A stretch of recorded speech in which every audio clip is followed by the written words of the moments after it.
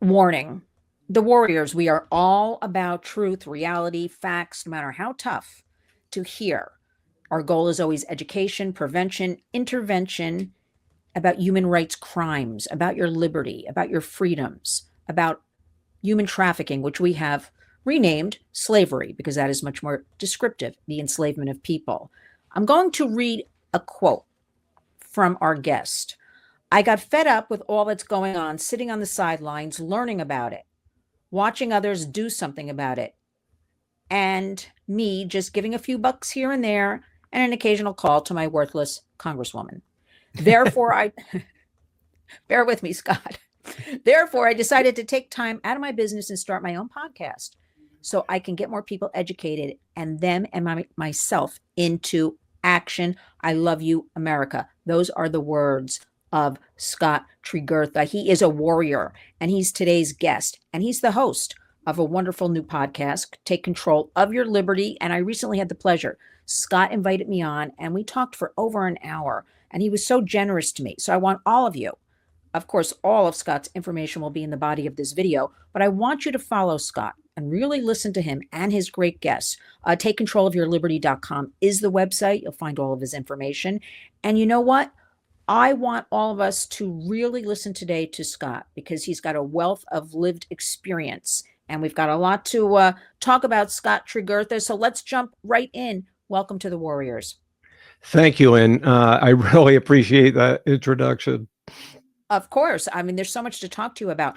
First, I'm going to say to you, Scott, thank you very much for your service to America, being in the Air Force, serving our United States, our great United States of America. I want to get into that with you a little bit. But first, before we get into all that, Scott, tell us about you, because we are both from New Jersey. Well, I'm in New York City now. So I like to, you know what? So you're like a brother to me already because you're from Jersey. But tell us something we don't know about you. It could be something about your childhood, anything you feel like jumping off about. Oh, probably, since I'm new to this audience, probably most anything.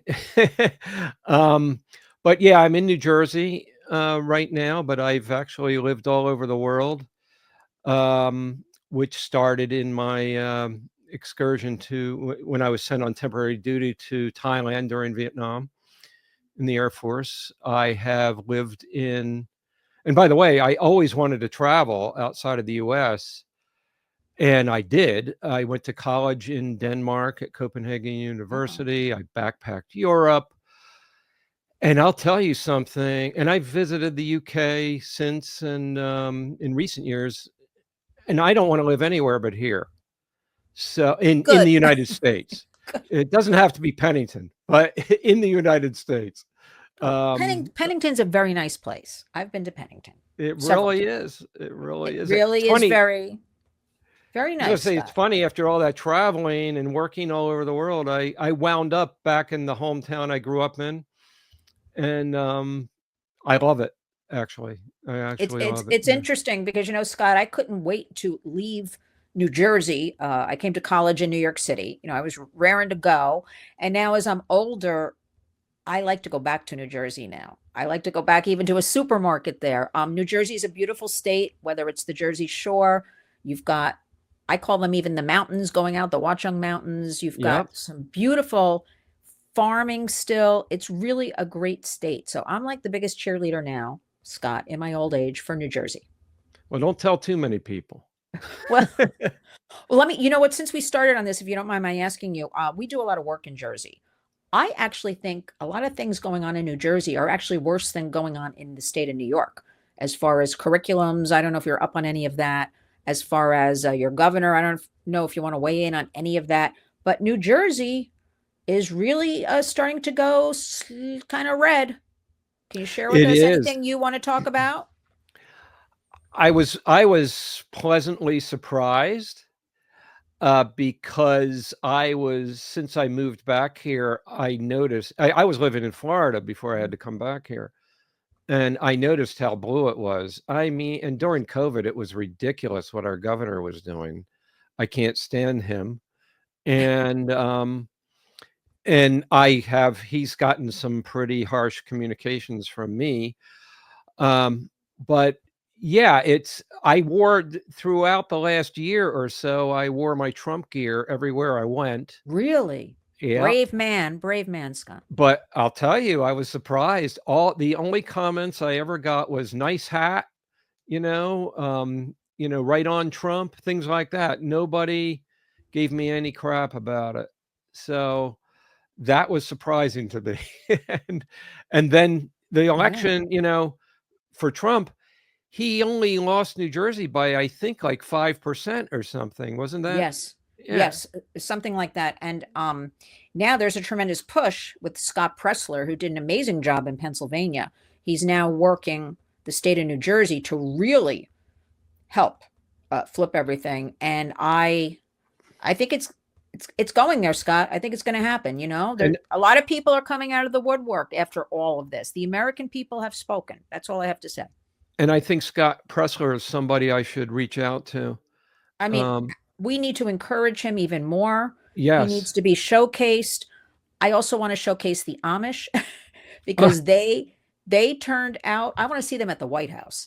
I mean, they turned out. They had their horses and buggies. Did you see any of that, Scott? With the flags for Trump, and they did caravans with it. Yeah. It was and we have to encourage or buy their products. Like this is how we build America up, by doing things like that. And I still have on my list. We have to. My husband and I. We have to go to Amish country, whatever they're selling, those stoves or whatever. We have to support them and buy things and tell everybody about them because they really turned out for President Trump. Yeah, I used to go every so often and buy things from them. We have to. I Um, don't even know what they make. I have to do my research, oh, but all kinds of stuff, and it's really fun. we It's like we being in a different world. well But you know what, Scott, we should plan like a little caravan to Amish country absolutely. because the Uh, Warriors have a lot of people in New Jersey. It's been on my list. I have to do it. And we can connect and just go and thank them and buy some of their jams and jellies if that's what they make, whatever. But we really, but that's what I'll tell you. That's what resonates because our hashtag is community creates change at the Warriors. This is what builds up to keep going. So we'll talk about that another time. Now, Sure. I want to ask you something. So you've been a business consultant over Right. decades now. You want to talk at all about that? What are you consulting? What were you consulting about? What were you doing? Well, mostly, well, way back, I was consulting physical therapists when I was Mm-hmm. working for someone else out in California. And then actually went off on my own to my own consulting business, and I started consulting dentists and veterinarians. And um, the thing, I actually did have a purpose behind that other than making money. I like to see small businesses thrive. Yes. And those are just two that I happened to choose from because of older consulting firms I worked for that were working with those kind of people. And I just chose them and started working for them. Yeah. And so I did that for a number of years. And then and then we started going into helping them get more new clients and patients, right? But then when COVID hit, everything shut down, and the dentists they were shut down. You couldn't do anything for them. And the veterinarians, it was very interesting. They did not get shut down, and they started getting more business than they could handle. So they didn't need me to help them get more clients because people were staying home, buying puppies, taking care. Of their I pets. remember. And so I basically went down to almost no clients. And I decided, well, if I'm going to build back up again, I'm going to keep my clients. I'm going to build a little there, but I'm going to Mhm. work on something I really love. And that's why I started the podcast. Yeah, we're going to get into that because I think it's so great that let's all leverage the internet for good. There's a lot of negativity, about the internet and AI. But also it's a wonderful thing, Scott. Look, we're talking to each other today. I can talk to people across the globe if I want, you too. I Right. mean, so let's push on what's good with the internet, that kind of thing. I just want to point out, do you know, Scott, more money is spent on animals than is spent on human trafficking at all initiatives? I have heard that. So people don't like when I say that, like in public, because we all love our pets. We all love Right. Of animals. That's course. not even the issue. The issue is, let's step up for people too, kind of thing. But it's usually not met with smiles when I say that. But I'm just trying to motivate people, whatever. Now let's hear about the podcast. So you decided, all right, I'm going to start this podcast. And did you right away? Because I want to go back into your history, which I read about with Viet Nam and all that. You decided right away. You thought, it's your story to tell. Did you think COVID really prompted this because you thought your liberties were really being taken away during this COVID period? Was this something simmering in your mind even before all of this? How did this all come about, actually? Well, it's always been simmering in my mind. I mean, literally, I have to go back to when I was in the Air Force. And I don't want to linger too much on that, but it is the background of all this. It's what got me going.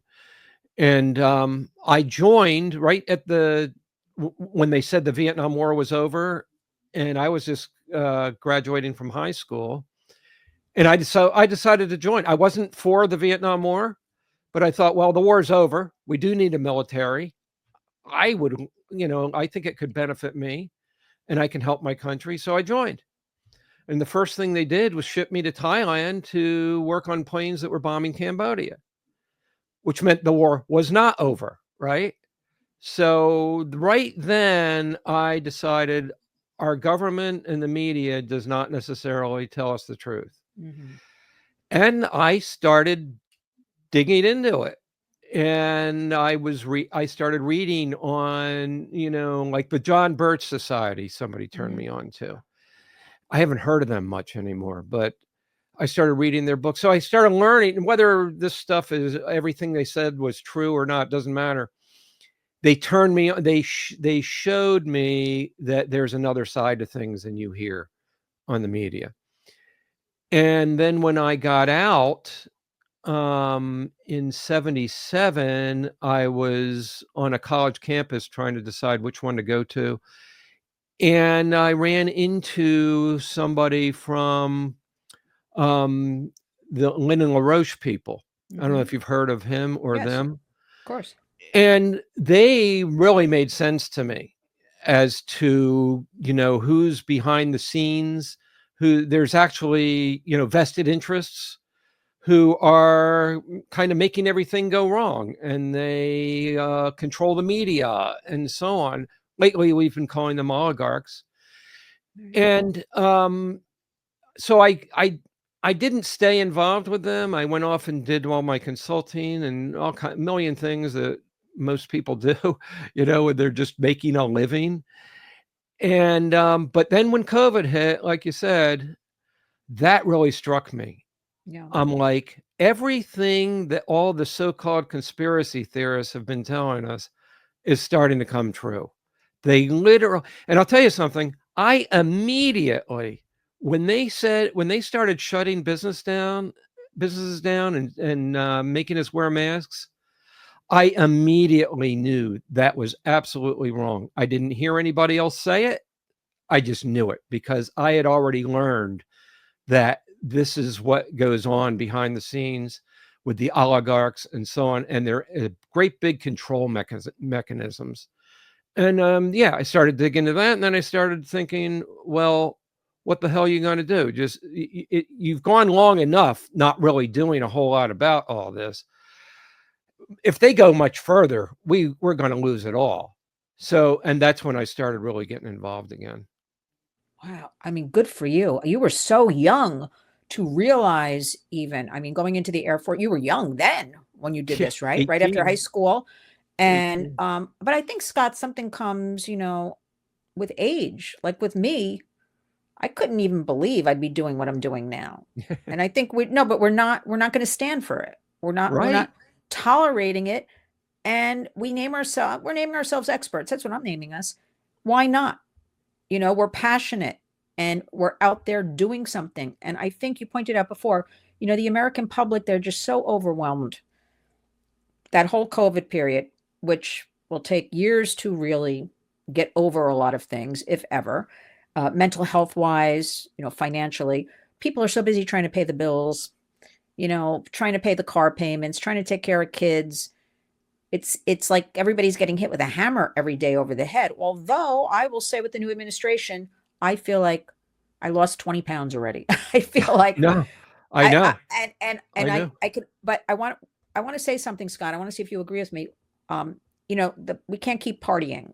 I believe we must remain vigilant, 24/7, 365. I think this is the most important period in American history right now, the next 4 years, to carry forward, right? Because I'm already thinking about what schemes, scams, whatever's happening that's being plotted, planned right now for 4 years from now.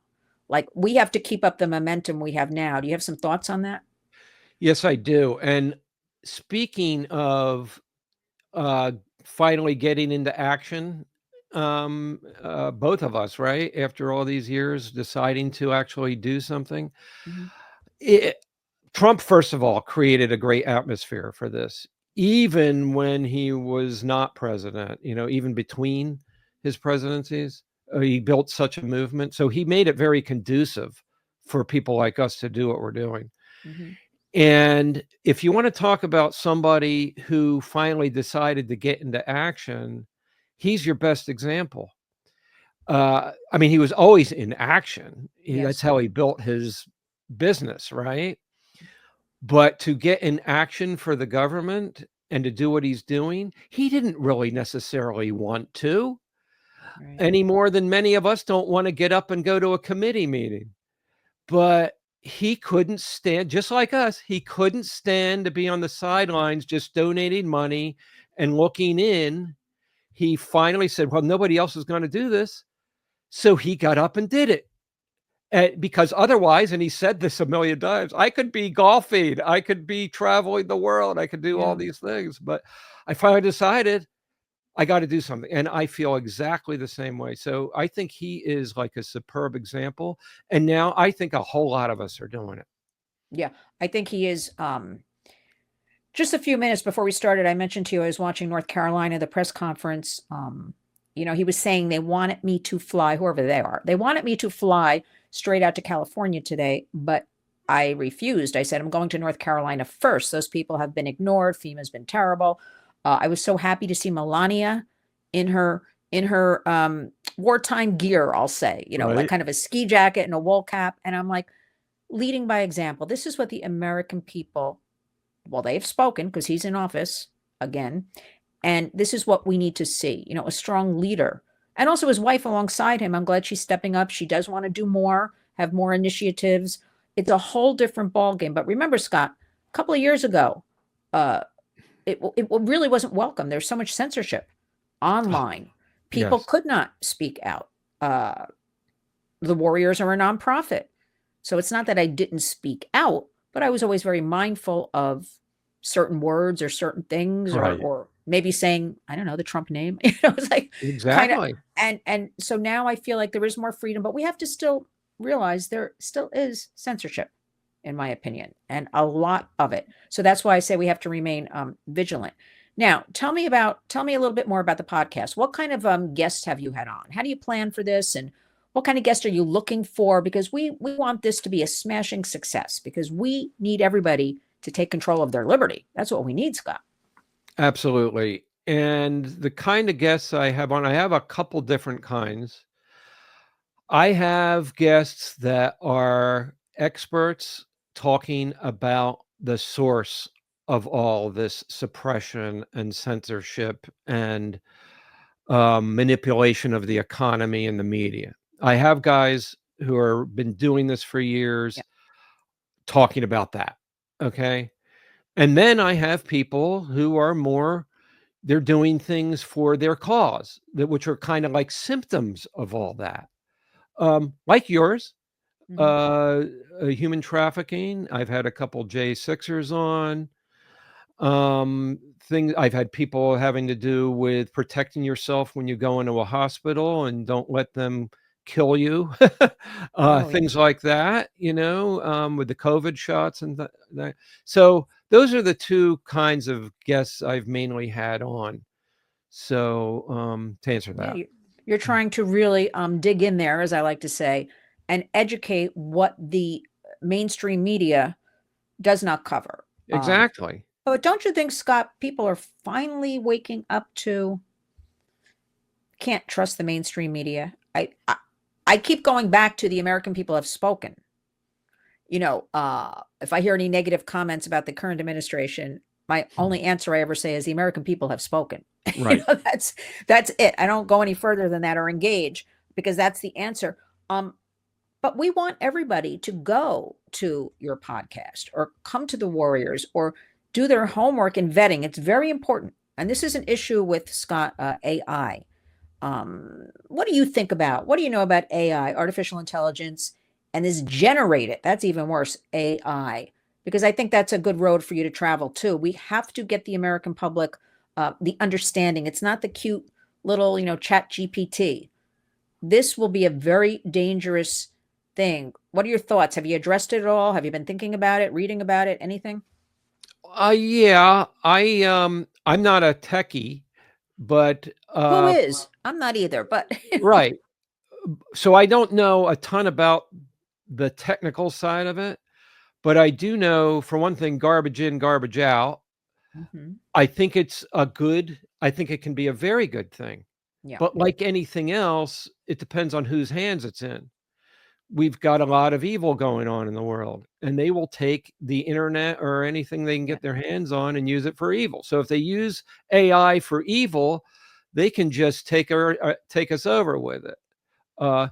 In my business, one service we are selling to veterinarians now is AI for their chat, their chat mechanisms on their websites. It can actually hold conversations with potential clients, right?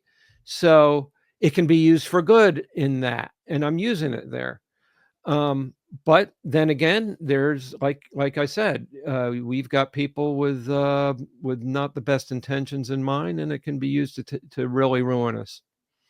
Yeah, the only thing I want to say about AI is you have to be very careful because a lot of people are already using it, whether we realize it or not. It's been in kids' toys in one shape, way, or form. You Right. have to really look at the Mhm. different forms. People really don't understand about AI. Don't if you do something, how should I explain this? You have something rewritten in AI, or you ask AI something, or be very careful. This is what I talk about a lot. Where did that information come from? Where was it culled from? Right? Because you don't want to put out information the public that maybe you didn't really proofread, and where is that source?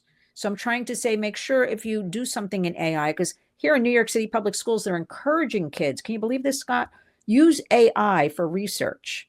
Whereas we It's want kids to critically, come up, do a little research. I'm not necessarily saying the old World Book encyclopedias like in my day or hang out at the library, but right. we want them to, use it for good. And this is another form of um, just more like isolation, not using your brain, just depending on somebody else to do the work for you. I'm very concerned with, which nobody has answers for me yet. Where is that information coming from? Right? Because I put a few things in as a test and I would never put it out because it's not the way I think. Right.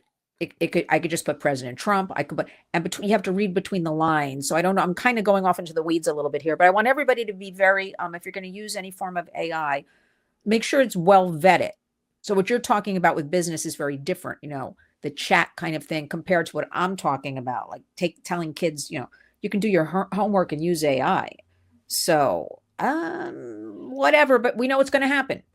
So Ye- further parents and guardians and the public have to be aware of the pitfalls of some of these things just so we can have a little more safety. Absolutely. And I say you could use AI to as an aid maybe in producing some content, but you're responsible for that content. If you're putting it out, you need to read it.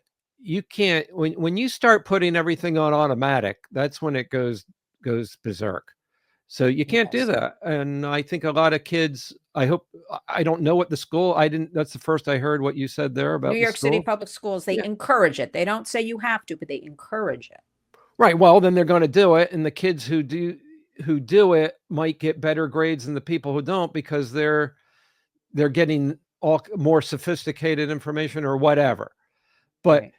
before And even if it's false, the teachers, well, how they can be, right? They're not exactly on the correct page either.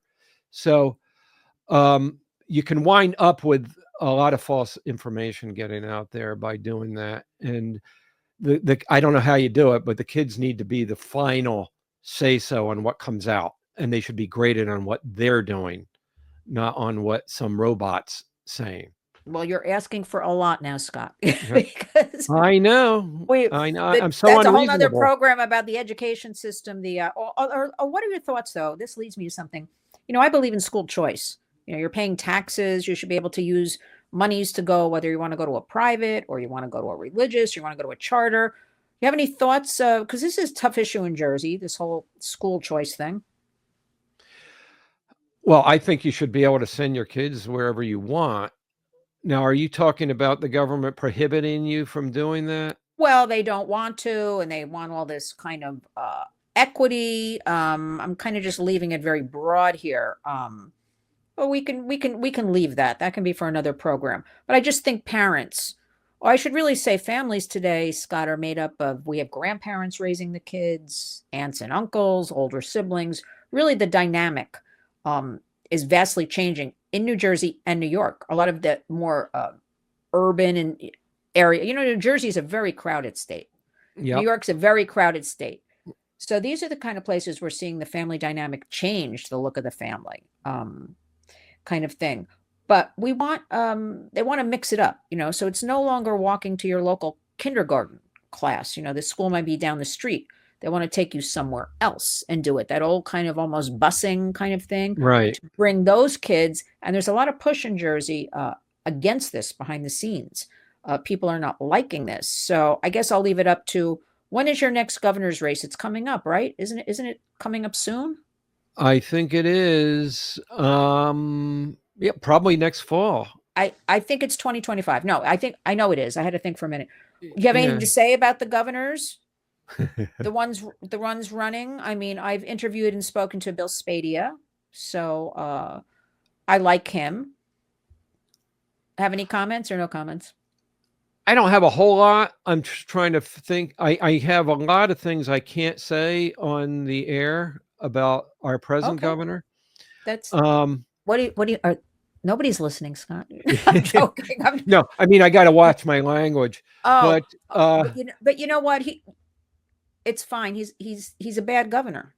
he's a He doesn't very serve bad the governor. people. Please feel free to say what you want. I mean, Well, yeah, I yeah. know. I was just kind of joking there. No, I know. I have know. to watch my. I'm teasing you, and I'm not even living. I'm living in New York, not even in New Jersey, but it's very near and dear. And we have a lot of our warriors in Jersey, and I'm in Jersey a lot. And really, I want to see it succeed. It's going to. Me too. And so about like our present governor, Murphy, he's just one of these going along. He's just all part of the regime, The right? The yeah, Biden the machinery. regime. Um, what's his name in California? He's right in that. Newsom, he's part of them. Yeah. Yeah, Newsom. Oh, he's part of that crowd. And guess what? These guys are getting phased out, and we've got a new wave coming here, and it's here. Look what happened with Trump's election. I mean, he won in a landslide on the popular vote. So I think it's like I don't have to be all worried and upset about Murphy anymore because he's on his way out. He's going. We need to make sure somebody good gets in, and it's not necessarily, I mean, you can't just say if it's a Republican, it's going to be good, right? We've got plenty of rhinos around still. We've got people not for Trump, but I don't know a lot about Spadia right now. I don't know. I'd love to vote for somebody who Trump is endorsing. I don't know if he has that yet. No, I haven't heard anything yet coming out of that direction. Nothing. Right. So I've got to start getting up on it. I'm glad you reminded me because I need to start seeing who's running in the primaries besides him. He ran the last time, I believe. Yes. And he I like lost. Spady is common sense, which we hear that phrase common sense. It's like people When they press me, I'm just like, I'm an American. You know, so Right. I could easily, and I do with the work we do. A lot of all of our bills in Washington are bipartisan for child safety and online, and that's what we work on. But I have to tell you, Scott, yes, it sounds good, bipartisan. It is still truly kind of weaponized, though. Oh, kind of, yeah. um, Yes. you know. So we have to keep that in mind. But I really do wish my vision for the Warriors was, we come together. There's power in numbers for certain issues like child safety. Who could fight against that? But that leads me to ask you about the border. Do you want to weigh in? Because we've had a lot of action. They've been kind of quiet about the border, but they're getting a lot done in the last couple of days. What are your thoughts on this? Because I just have to tell you, anybody who thinks it's okay to let these people break into our country, is that not crazy, Scott? Like, Yeah. and they're going to fight to keep them here, but they don't fight for our own American kids and families. But what are your thoughts on this? I have plenty. And as far as common sense is concerned, what we've been doing is the biggest violation of that I've ever seen. And it's hard for me to understand the segment of our population Yes. that is for all that and against what Trump's trying to do about it. And as you know, I've had 2 podcasts where I interviewed Tom Homan's chief of staff. Tom Homan's now chief of staff. And he and I just love these guys. I love Mark Hall, Tom Yes. Homan's chief of staff, and Tom Homan. I love seeing him. It's just a pleasure moment when I see him on. It is kind of I don't even know what to call it. It's like just good, isn't it? It's just Yes, like and it's just very blunt common sense. Like when he's interviewed and he's asked by a liberal commentator, well, how are we going to handle deporting these people and not separating them from the children? We're going to deport them all together. Simple. I mean, he's and I very love good. it. And you know what? The other thing I love is the action. Yeah. Trump said what he was going to do day one. Homan said what he was going to do day one, and it's happening. And you want to know, and that part I love. But the amazing part of it is the Democrats that are working against it. Yes. That is absolutely insane. How could you be against taking an illegal segment of our society out of your city? How could you do that? It makes zero sense. And to me, when something makes zero sense like that, there's something evil behind it that not everybody knows about. And that's the kind of stuff I like to work on. No, you got to follow up on this kind of thing, because I think Absolutely. I think the battle's only beginning. But I just love that. I'm going to say it again, rather quietly behind the scenes in the last couple of days. There's a lot been going on, and I think for the American public, even if they get a little wind of this and that, they're relieved. They're relieved. I mean, after all, I'm here in New York City. I mean, it's been horrendous what's been allowed. Although our mayor, Eric Adams, I think he's the only sanctuary city that says he's going to be working with Trump. And I think Biden so. told him be a good Democrat, and then never spoke to him again when he said, I need help, President. I need some money. I'm overwhelmed. But I can't get over, Scott, when I saw Eric Adams a long time ago. Come to our city. We're here for you. We'll give you food and housing. I'll never I want to say we have to never forget things. That's and I hope President Trump, actually I know it, no matter who he is seen with in a picture, who is standing with him, or that he will never forget what the American public, not only himself, his family, the American public have been put through. Do you think like that? Because that's the way I think. I do too. Yeah. And Trump will never forget, and he's not going to be swayed by anybody kissing up to him. He'll use them. He'll put them to good use, right? For example, Adams. I don't think his motives are 100% pure. He wants a pardon and so on. He's in trouble, right? But on the other hand, I don't care as long as it happens. I mean, I have to think of it that way. That's how I think of it. As long Yeah, as the bottom line is we get it done, no matter how it yes, annoys us. but The bottom line is getting it absolutely. done. Finish us up with, what do you want the audience to know? Some final words. Obviously, everybody, again, we'll have all of your information, Scott, in the body of the video. People can take their time. They can read up about you. They can subscribe to the podcast. Give us some words, though, to leave, because I always want our audience to think about something, to take away something. I always want them also to do further homework. I'm really trying to encourage people, Scott, to do homework. I know Yeah, it sounds a little absolutely. like we got so much information on the internet we can look up, right? We can research, we can read, we can find shows like yours, Take Control of Your Liberty. There's so much good stuff there. But give us some final words. Sure. And I'm glad you brought up the subject of do your homework, Yeah. because no matter what me or any of my guests say on our shows, we can't prove things to you on those shows, but we are telling you from experience Hmm. what we've seen and what we know. What we know, you don't know that. You, the audience, don't necessarily know that. But we're telling you, and you don't need to just accept it hook, line, and sinker. We prefer you go do your own homework and see what's real for you.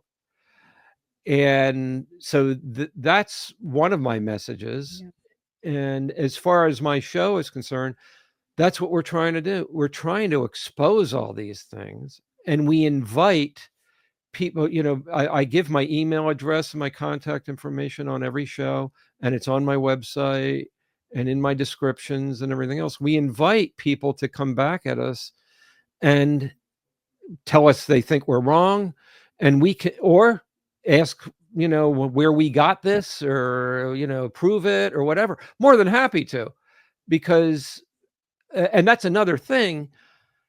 These things, when I say there are people behind the scenes manipulating things, which is what is called conspiracy theory.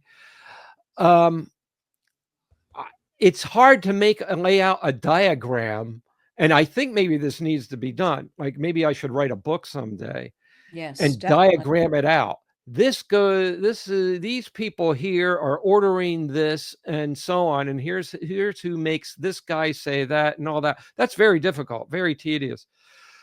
But at least we can have people on who are experts in the field and can tell us what they've observed, and then people can do their own homework and find out for themselves. They can also ask us, and we can discuss it. And that's what I think needs to be done. Yeah, I mean, I absolutely agree. And that was the problem, as people are seeing now, Scott, as you well know, with the media. Even I used to always just believe what I heard on the news. I didn't question it. We're just busy with our lives, going back over the years and things like that, right? I didn't really, you had a whole different perspective at a very young age, but I used to just, if I heard something on CNN years ago, I didn't question it. I just kind of thought, oh, they're in the news business. And then, Scott, I just want to share with you before we wrap up, I started getting to know people in the news business, Mhm. and I knew more about the news as far as resources and things like that than these people. I thought, certainly if you're an anchor on a major news show, you got to really know about, I don't know, JFK. I don't know, it was, Right, exactly. assassination. And then I Yeah. found out they never questioned more. They never, it was just, that's what it was, whatever copy was put in front of them. And that was probably my waking up call. Although I will say 9/11 was my true waking up call, living in New York at the time. First time I started saying something's not right, but we'll leave that for another show.